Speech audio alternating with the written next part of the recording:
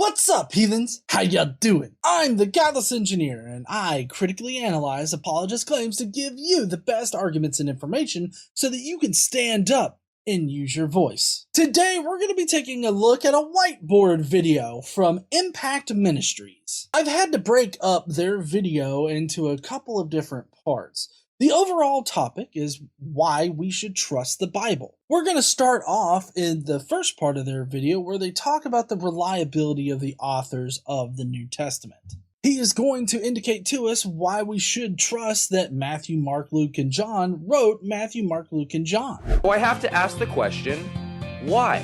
Why should anyone devote their life to what a book has to say? They would have to be pretty convinced that what it says is true. So in this video, we will be answering the following question. Why in the world should I believe the Bible? More to the point, why should I even care? Okay, yes, why should you believe the Bible? Nothing in the Bible seems to be historical other than getting some names and places right. None of the events that supposedly happened in the Bible actually happened, especially the New Testament. The Gospels as well as Acts are historical fiction. Nothing after that point can really be seen as historical. Even Paul's writings do not indicate anything about Jesus' time here on earth. So, I don't understand why you would want to consider the Bible trustworthy. At least trustworthy in the sense that it's going to give you an accurate depiction of history. It's not. Everything that's contained in the Bible is theological in nature. There are theological reasons why Eve ate the apple. There are theological reasons for every single facet of the Old and New Testaments. So I don't know why you should trust the Bible. Hopefully, this video can enlighten me on why I should, although I do feel like I'm going to be let down. I don't believe the Bible, you may say. Well, basically, if you don't believe the Bible is true, that's your opinion. But what if there is some possibility that the Bible's correct? That there is a heaven and a hell? Then what? Are you 100% for sure positive that the Bible is wrong? Because if you are wrong, I would say that a lot is at stake. I like how you're starting off with like sort of a subversive Pascal's wager here. I would just pose the question right back to you. What if you're wrong about any of the other religions? What if you're wrong about Islam? If Islam is true, then you're going to be burning in hell along with me. If Christianity happens to be true, then you may be going to heaven, but we don't really know. But you saying that you have to be 100% sure that the Christian God doesn't exist in order to reject it is just pure horseshit. You don't have to be 100% sure. But as it happens, I am as close to 100% sure as anybody can reasonably be that the Christian God definitely doesn't exist. I would not say I'm 100% sure, but considering that the Bible doesn't represent anything in reality whatsoever, I'm as close to 100% sure as I reasonably can be. But still, you have to wonder, do you use the same kind of argument when it comes to Islam or just raw Judaism or any other religion out there? Do you think Pascal's wager works in those situations too? You gotta admit, your entire eternity's on the lifeline here. Shouldn't you be sure? All I'm saying is that before you dismiss the Bible as some crazy religious book, at least look at the reasons why you should believe it.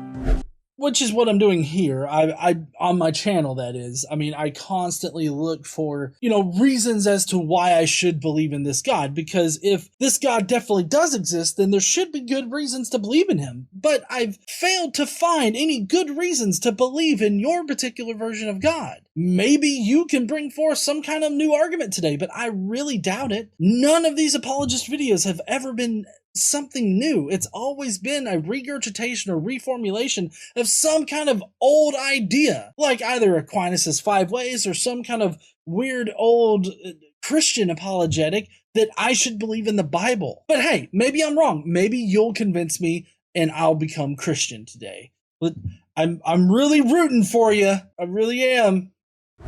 Let's look at why one would call it reliable.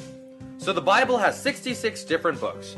But these books weren't all written by one guy. Some were written by Moses, by the Apostle Paul, by some of Jesus' disciples. All right, so right out the gate, you're wrong on all of those accounts. Well, except for Paul. Paul did write some things, but he didn't write anything about Jesus' time here on earth. Moses is a fictional character. He didn't write shit. The disciples, those are also fictional, so they didn't write shit either. So no, those people were not amongst the authors of the 66 books that are in the Bible. All of the authors of the Bible, with the exception of Paul, have been anonymous or have been claiming authorship in another person's name. Like some of Paul's epistles are actually other people writing in Paul's name. But, of course, Christians rub those into the mix and consider them to be written by Paul when Paul didn't really write them, but, whatever. My point is that a majority of the books in the Bible are anonymously written.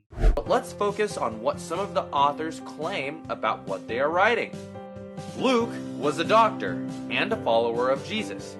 He wrote one of Jesus' 4 biographies, also known as the Gospels. In fact, they are the first 4 books of the New Testament, in case you wanted to read them. They are titled Matthew, Mark, Luke, and John. You can guess which one was written by Luke. That's right, he wrote John. I'm kidding. So no, Luke did not write the Gospel according to Luke. These Gospels are all anonymously written. The titles of each Gospel, the Gospel according to whoever, those were actually attached later.